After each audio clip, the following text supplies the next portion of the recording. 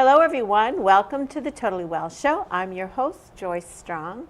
The Totally Well Show is a place where we get curious, ask questions, and explore everything to do with health, wellness, fitness, and all the things it takes to help you live the highest quality, most fulfilling life. Welcome today, and I have my guest, Isaac Muffoletto, who is from Mended Roots Acupuncture and Wellness in Shirley, Mass. Isaac is an acupuncturist and herbalist, and has a lot of great information for me because I don't know that much about acupuncture other than what you taught me the last time we met. Yeah. So I'm going to start fresh from that. Tell me a little bit about, first of all, where are you from? Where do you... So I grew up in Shirley, and I've lived there, with the exception of going off to school. I've lived there my entire life, so 27 years. Wow, yeah. So you're a local guy. I am, yeah. I am, definitely. So it's great to have you in our community to be able to serve and help people feel better and heal. Where did you go to school? So I did my acupuncture schooling at the New England School of Acupuncture, which at the time was over in Newton, Mass, and recently merged with Mass College of Pharmacy and Health Sciences and moved to Worcester. Okay. But before that, I did my bachelor's degree in wellness and alternative medicine at a school called Johnson State College in Vermont, where we got little kind of snapshots of a bunch of different modalities of healing. So there was a class on chiropractic care, acupuncture, Western herbalism, and a lot of different things in between where you got to kind of explore possible routes that you would want to take after you graduated. All right, so it sounds like you already had a sense of being in healthcare in a more natural type of approach for health.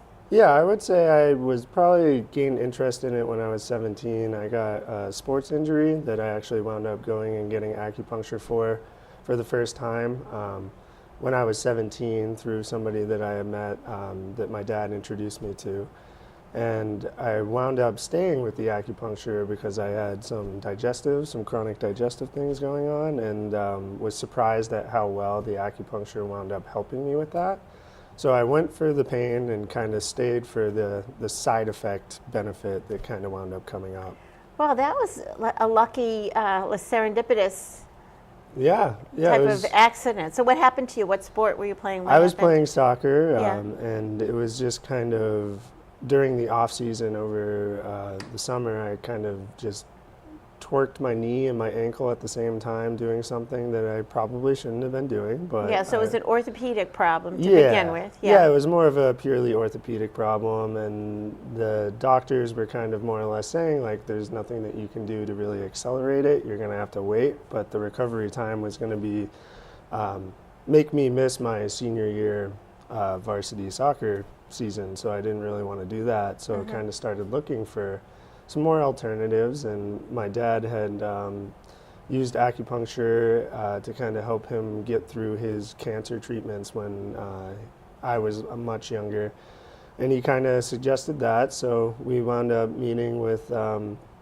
acupuncturist that he had met through a meditation group that he had done, and when I met the guy, I wound up going to him, and the relief was pretty quick, pretty immediate, and I was pretty satisfied and was able to play my senior year, which was pretty important to me at the time. So I became a little bit of a firm believer at that point, I would say. So it was, by the way, I have this other problem, or you just, like, I didn't even actually really mention it to him until after it started to kind of help. I went there and I wanted him to focus on just my knee pain and just my ankle pain and kind of help me get through that.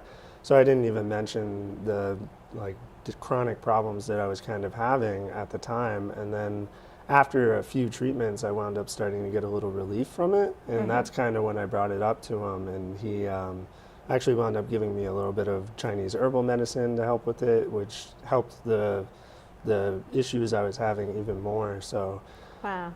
Yeah. So is your dad a medical person?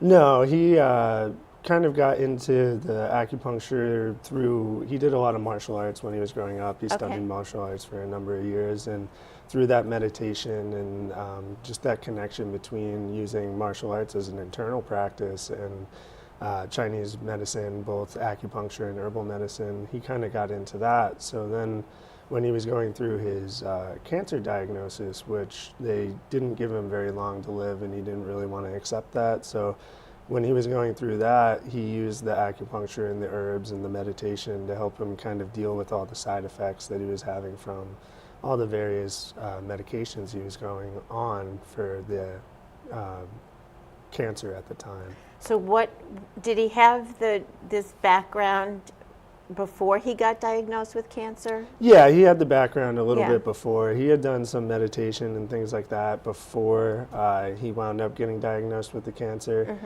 And what really pushed him to try the acupuncture was when he got that cancer diagnosis, because he was informed that it can help kind of deal with a lot of the side effects that you get from all these potent medications that you have to use to actually treat the cancer properly.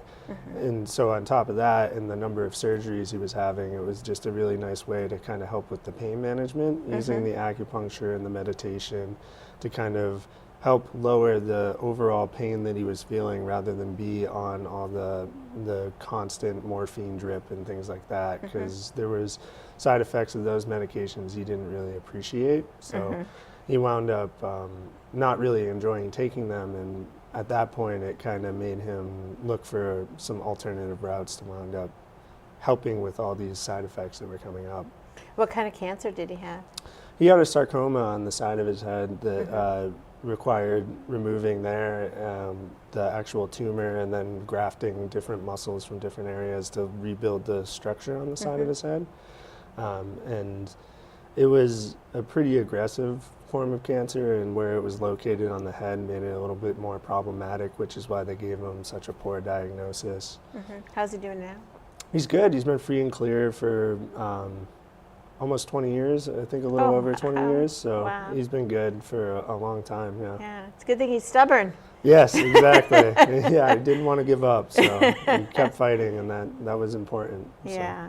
Oh, that's a nice story. Yeah. Of how what led you into it. So. Yeah, he's kind of what piqued my interest. I mean, even before that, I had a little bit of interest in more of what we call the Western herbal route, where you use lavender to help you with sleep and things like that.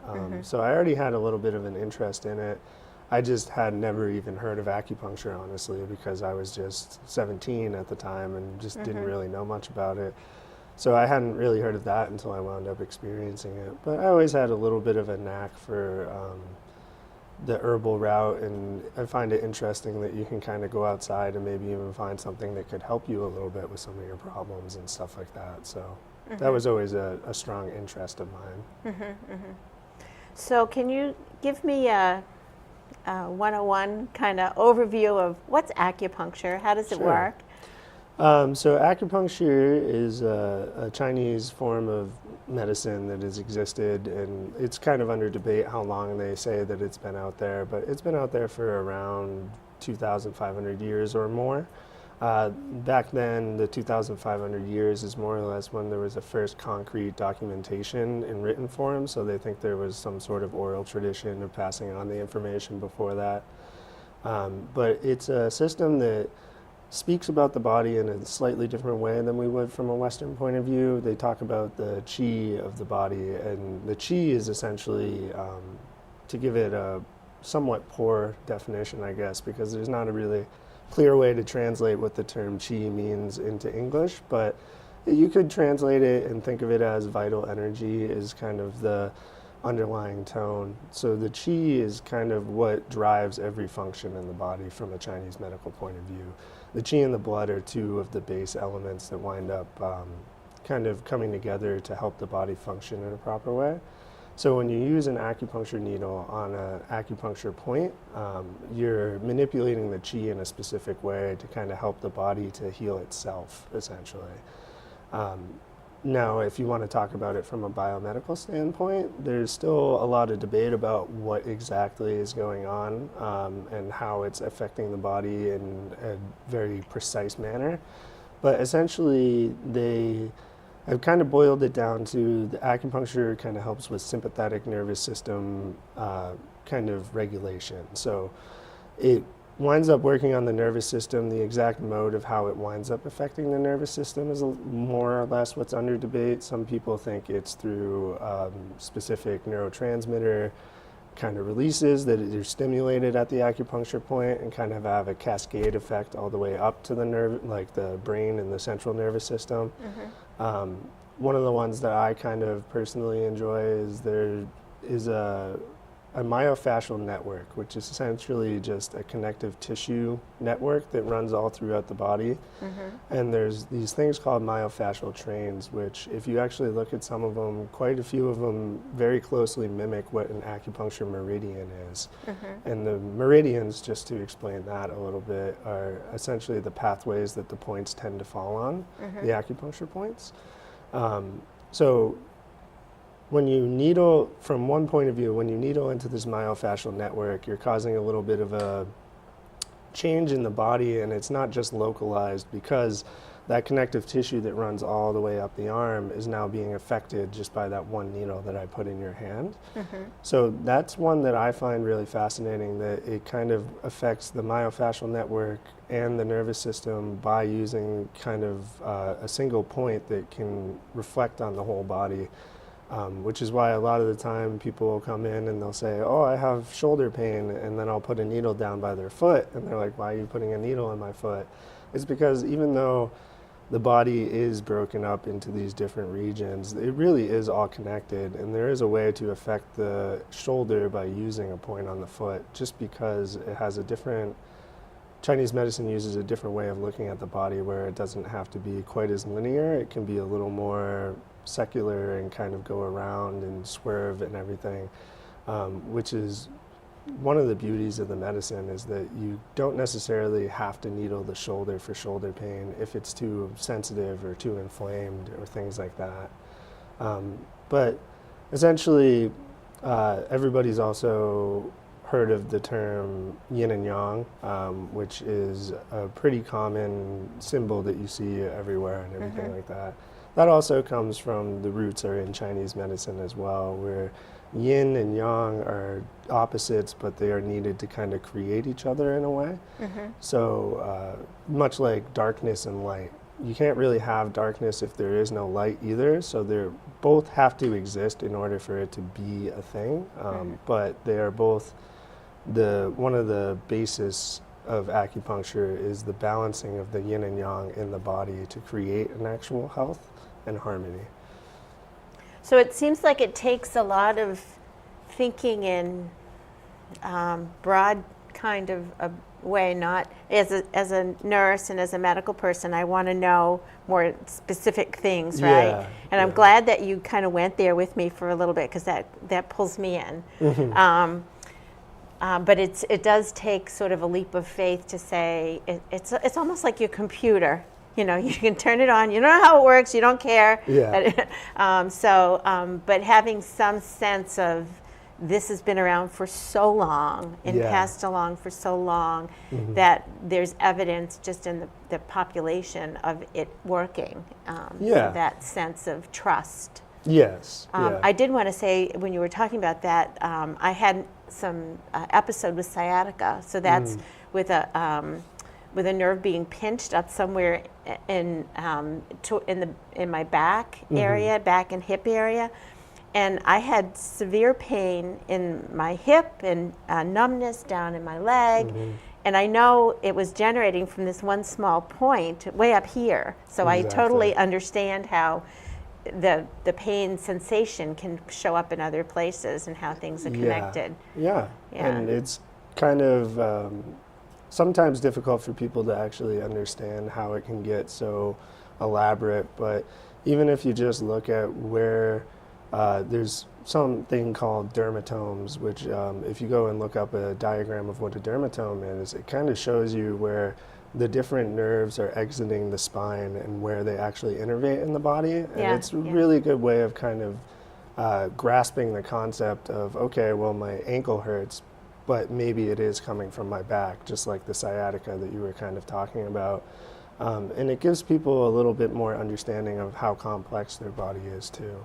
Yeah, I could have sworn the pain was right here. Exactly. And this is where I was pressing, and this is where it was hurting, but that's not where it started. Yeah. I wanted to ask you about, I've had acupuncture once, and so just for those people who haven't, for one thing, I didn't feel anything. I thought I was having needles put into me, and they're so fine, you know, and I give injections, so I know that those don't hurt very much when you're using, but the needles you use are much finer.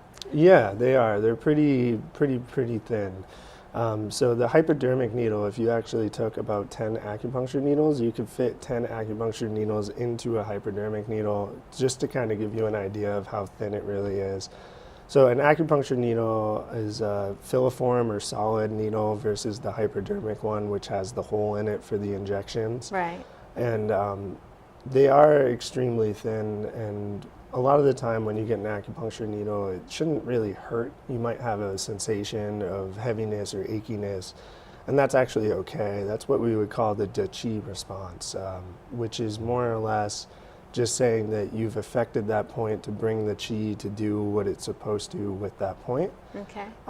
But there are more sensitive areas on the body, obviously, than others, and that can kind of actually vary from person to person, which area they tend to find more sensitive.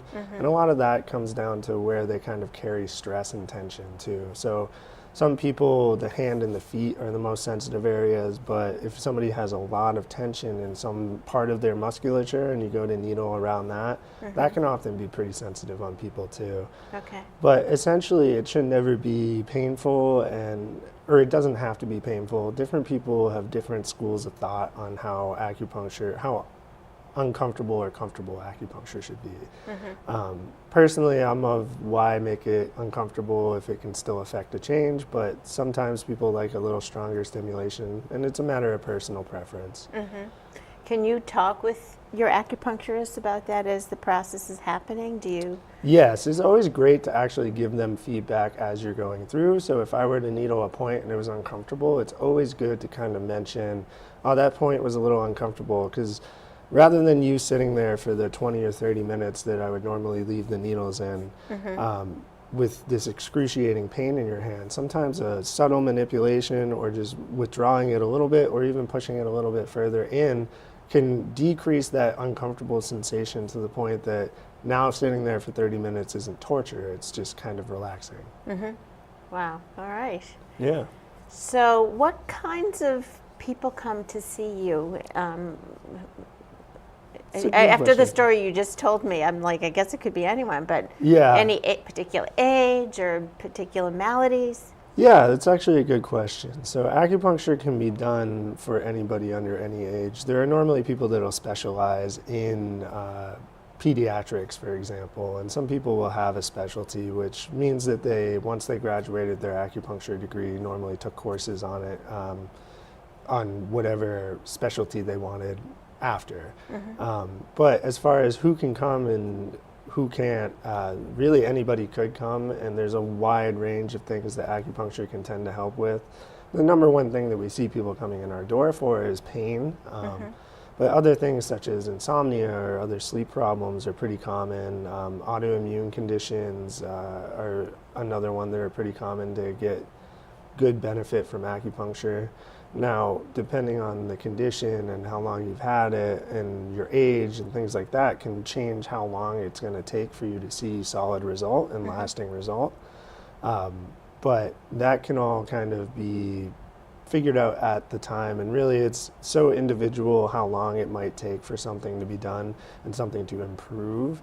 It's a little difficult to give like a blanket statement, but normally the older you are, the longer it normally would take, and the younger you are, the quicker you would take. So a child, their acupuncture treatment might just be 10-15 minutes and then they're good and they're ready to go, where somebody who's elderly might need to come back several times to start to feel a little bit of relief. But the biggest thing that we have people come in for is back pain or sciatica, I would say, and arthritic conditions and things like that. What's your favorite type of client to work with? Oh, that's a good question.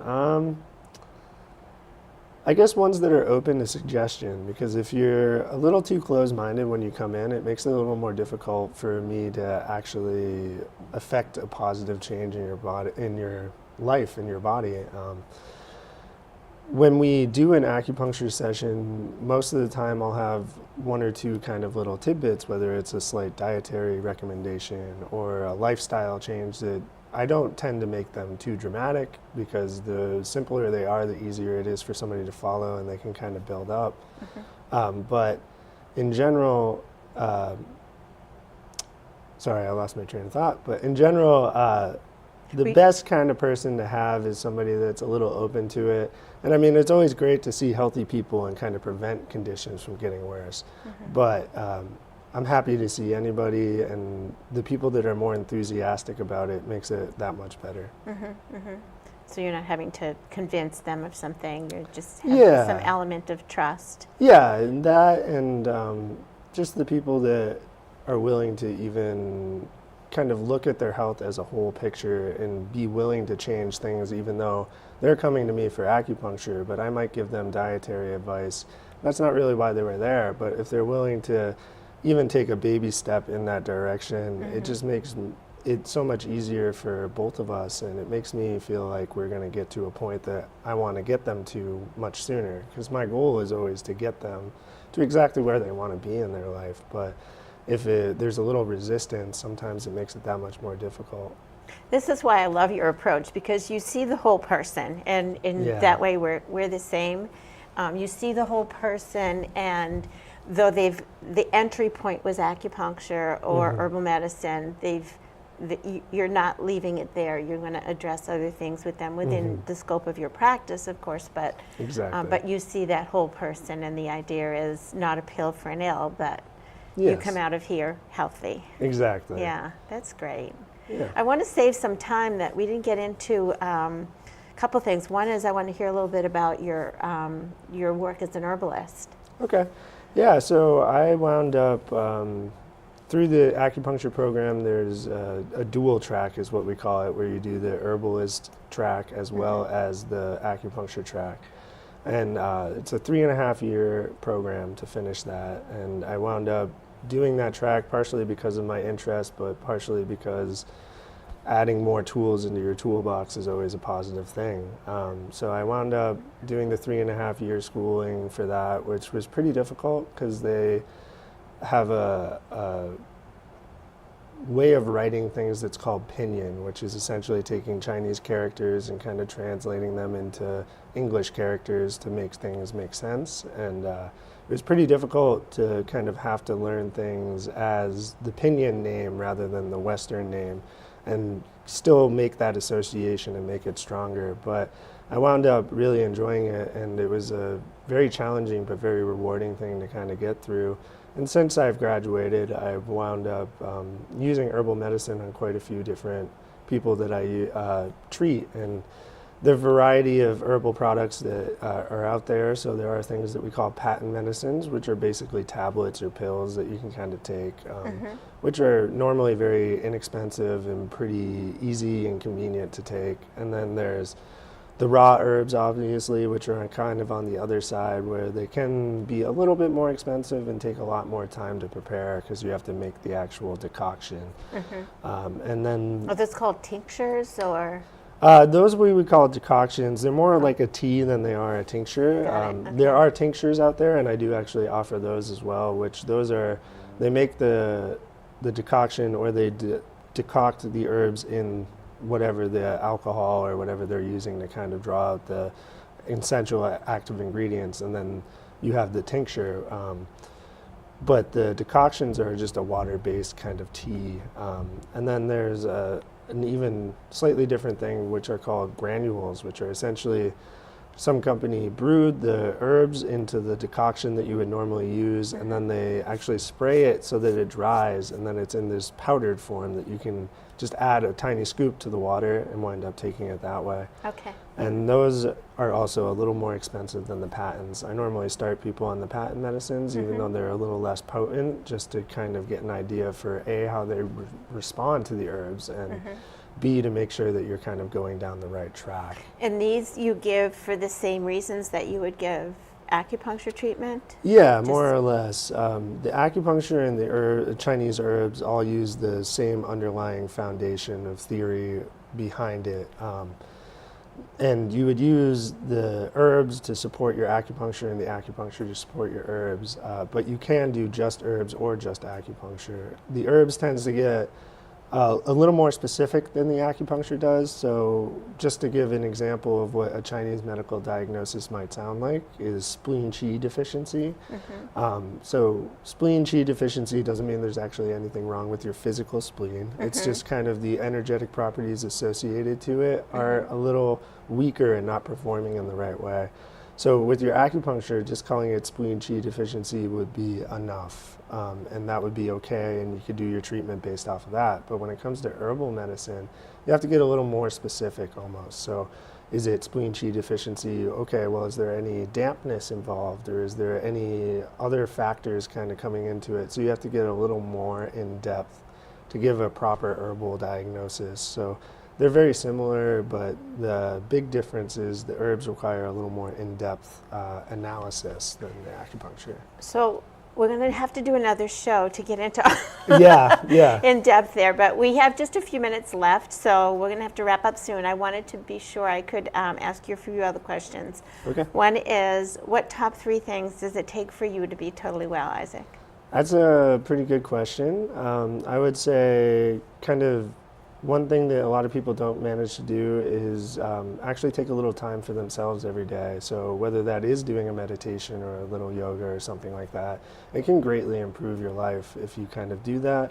And then there's always eating well and exercising, I would say. Those are great suggestions.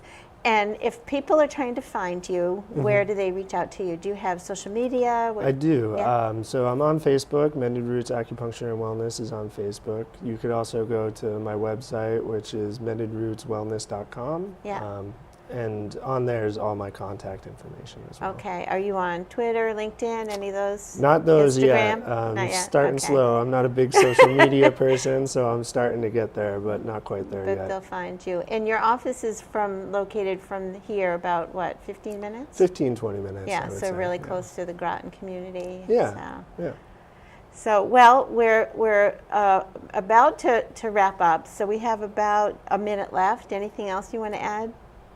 Not in particular, other than just if you haven't never tried acupuncture, give it a shot. You never know what it could do. You have some free talks at your office, and also Yes, do I some do. meditation talks? Yes. Or meditation activities? Yeah, we have meditation kind of group classes that we have, and I normally give free what is acupuncture kind of presentations that are free to the public that they can stop by, and they're hosted at my space. So we'll find that on Facebook. Yeah, those will be on Facebook. Well, thank you so much for coming today and thank you sharing for what you having know. me. And we definitely going to have to talk again because there's just way too much information. Oh, I know. So, all right. Thank you, Isaac. Yeah, thank you.